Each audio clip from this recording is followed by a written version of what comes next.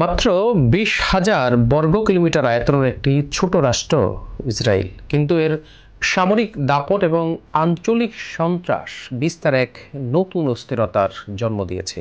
তবে কি এবার সেই লাগাম টেনে ধরার সময় এসেছে? মধ্যপ্রাচ্যের রাজনীতিতে কি তবে নতুন এক সমীকরণের জন্ম হতে চলেছে?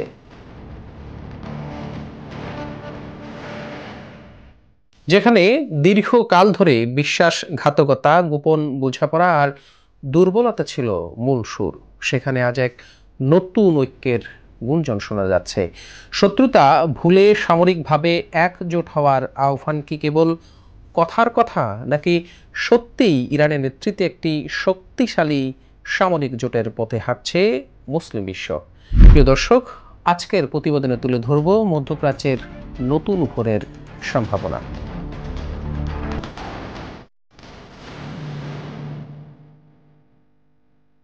কথায় বলে প্রকাশ্য শত্রুর চেয়ে ভয়ঙ্কর হলো গোপন শত্রু, যাদের শত্রুতা প্রকাশ্যে তাদের চেনা সহজ, কিন্তু যাদের মুখে ঐক্যের বলি আর আড়ালে শত্রুতা, তাদেরকে কি বলবেন?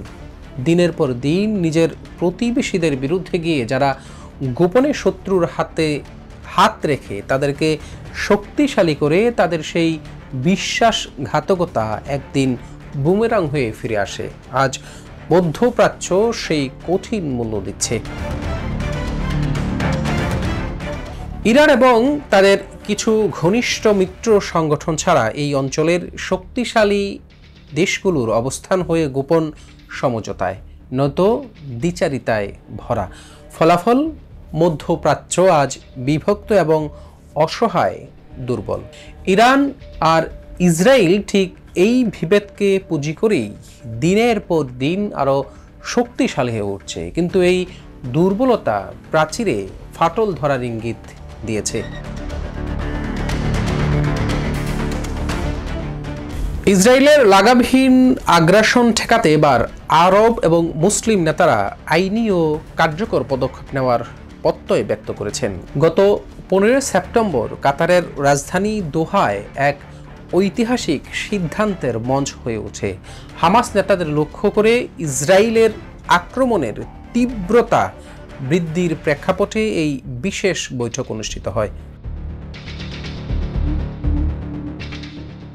আরব লীগ এবং অর্গানাইজেশন অব ইসলামিক কোঅপারেশন ওআইসির যৌথ এই বিশেষ বৈঠকে প্রায় 60টি দেশের শীর্ষ নেতৃত্ব অংশ নেন। তাদের কথাই ছিল এক অভূতপূর্ব ঐক্যের সুর। নেতারা মনে করেন, ইসরায়েলের এমন নজিরবিহীন উস্কানির জবাবে এই বৈঠক একটি ঐক্যবদ্ধ বার্তা দিতে অত্যন্ত গুরুত্বপূর্ণ। এই বৈঠকে শীর্ষ নেতারা কি বলেছেন তা এক ঝলকে দেখে নেওয়া যাক। কাতারের আমির Sheikh Tamim bin Hamad Al Thani তার উদ্বোধনী ভাষণে স্পষ্ট জানান, ইসরায়েল কেবল যুদ্ধ শেষ করতে আগ্রহী নয়, বরং তার আলোচনা বানচাল করার চেষ্টা করছে। ইসরায়েলি নেতৃত্বের আঞ্চলিক প্রভাব বিস্তারের স্বপ্নকে তিনি একটি বিপজ্জনক বলে অভিহিত করেন।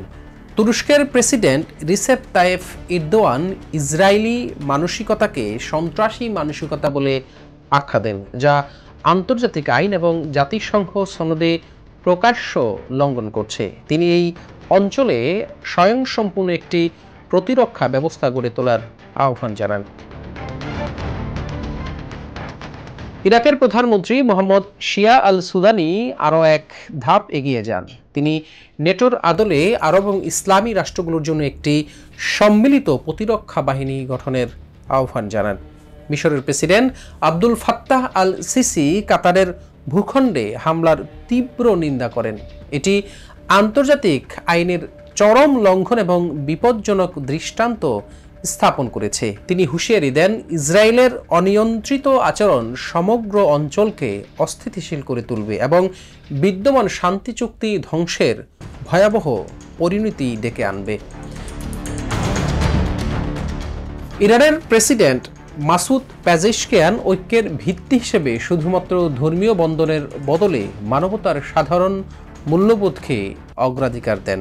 তিনি মুসলিম দেশগুলোকে ইসরায়েলের সঙ্গে সম্পর্ক ছিন্ন করার পরামর্শ দেন। কিন্তু সবচেয়ে বড় এবং সাসপেন্সপূর্ণ ঘোষণাটি এসেছে মধ্যপ্রাচ্যের 6 দেশের গালফ কোঅপারেশন কাউন্সিল জিসি একটি শীর্ষ বৈঠক থেকে। তারা সিদ্ধান্ত নিয়েছেন মধ্যপ্রাচ্যের জন্য তারা যৌথ প্রতিরক্ষা ব্যবস্থা চালু করবেন। ইরাক ও তুরস্কের নেতাদের মতো জিসিসিও মনে করে ন্যাটোর মতো একটি সম্মিলিত সামরিক জোট গড়ার সময় এখনই। প্রিয় দর্শক, ন্যাটো কি? নিশ্চয়ই আপনারা জানেন এটি উত্তর আটলান্টিক দেশগুলোর একটি সামরিক জোট। যে কোনো সদস্য দেশ আক্রান্ত হলে সম্মিলিতভাবে প্রতিরোধ করা হয়। এবার বিশ্বের প্রায় 57টি মুসলিম দেশকে নিয়ে এমন একটি জোট গঠন করার প্রস্তাব এসেছে শক্তিশালী মুসলিম দেশগুলোর কাছ থেকেই। এই সামরিক জোট গঠন করার আলোচনা এমন এক সময় এলো যখন কাতার হামলার আগে পরে মাত্র 72 ঘন্টার মধ্যে ইসরায়েল 6টি মুসলিম দেশে হামলা চালিয়েছে। ইসরায়েলের এই লাগাম ছাড়া উদ্যত আন্তর্জাতিক আইন বা রীতিনীতিকে পুরোপুরি উপেক্ষা করছে। যদি এই সামরিক জোট গঠিত হয় তবে শুধু ইসরায়েল নয়, ইউরোপ এবং আমেরিকাও ইসরায়েলি মিত্রদের কাছেও এক স্পষ্ট বার্তা দেবে, মুসলিম বিশ্ব আর একা নয়। এই জোট গঠিত হলে এর নেতৃত্বে কেন ইরানকে দেওয়া উচিত? কারণ মধ্যপ্রাচ্যে ইরানই একমাত্র দেশ যারা প্রকাশ্যে মার্কিন এবং ইসরায়েলের দাবিদারি করে না। সৌদি আরব সহ অন্যান্য প্রভাবশালী দেশগুলোর নৈতিক অবস্থান এতটাই দুর্বল যে তাদের নেতৃত্ব দেওয়ার যোগ্যতা নিয়ে প্রশ্ন ওঠে। আসুন আঞ্চলিক দ্বিচারিতার চিত্র তুলে ধরি। সৌদি আরব আনুষ্ঠানিকভাবে ইসরায়েলকে স্বীকৃতি না দিলেও মার্কিন চাপ এবং আঞ্চলিক বাস্তবতায় রিয়াদ ও তেল আবিবের মধ্যে নীরব যোগাযোগ চলছে। অভিযোগ আছে সম্প্রতি কাতারে ইসরায়েলি বিমান হামলায় সৌদি ও জর্ডানের আকাশপথ ব্যবহার হয়েছিল, অর্থাৎ কথায় প্রতিবাদ কিন্তু কাজে সমঝোতা। কাতার প্রকাশ্যে প্যালেস্টাইন ও হামাসের সমর্থক হলেও বিভিন্ন সংবাদ মাধ্যমের রিপোর্ট অনুযায়ী অতীতে ইসরায়েলের প্রতিরক্ষা কোম্পানিগুলোর সঙ্গে কাতারের অস্ত্র ও প্রযুক্তি বিক্রির গোপন চুক্তি রয়েছে। অর্থাৎ একদিকে সমর্থন, অন্যদিকে গোপনে সামরিক সম্পর্ক। সংযুক্ত আরব আমিরাত ও মিশর ইউএই 2020 সালে আব্রাহাম আরকাডের মাধ্যমে ইসরায়েলের সঙ্গে প্রকাশ্যে সম্পর্ক স্থাপন করে। আর মিশর হলো প্রথম আরব দেশ যারা 1979 সালে ইসরায়েলকে স্বীকৃতি দিয়েছিল। উভয় বাণিজ্য ও নিরাপত্তার স্বার্থ সম্পর্ক বজায় রেখেছে, যদিও জনমতের চাপে মাঝে মাঝে সমালোচনা করে।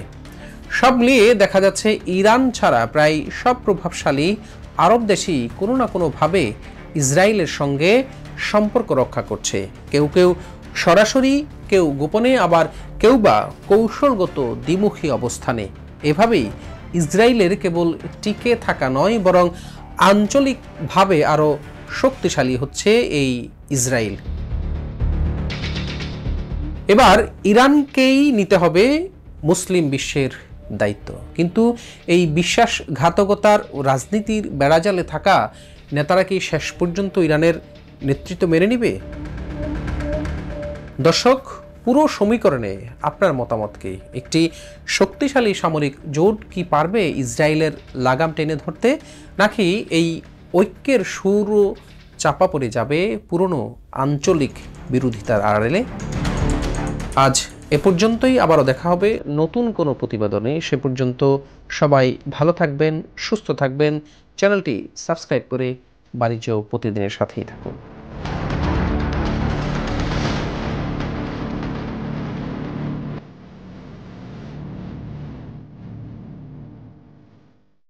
দেশের নাম্বার 1 ট্রেডিং অ্যাপ নিফটি ফার্স্টে পাচ্ছেন ট্রেডিং এর সব সুবিধা, dual exchange access, company analysis, portfolio তৈরি করা সহ আরও অনেক ইউনিক ফিচারের সাথে ট্রেড করতে ডাউনলোড করুন এক্ষুনি।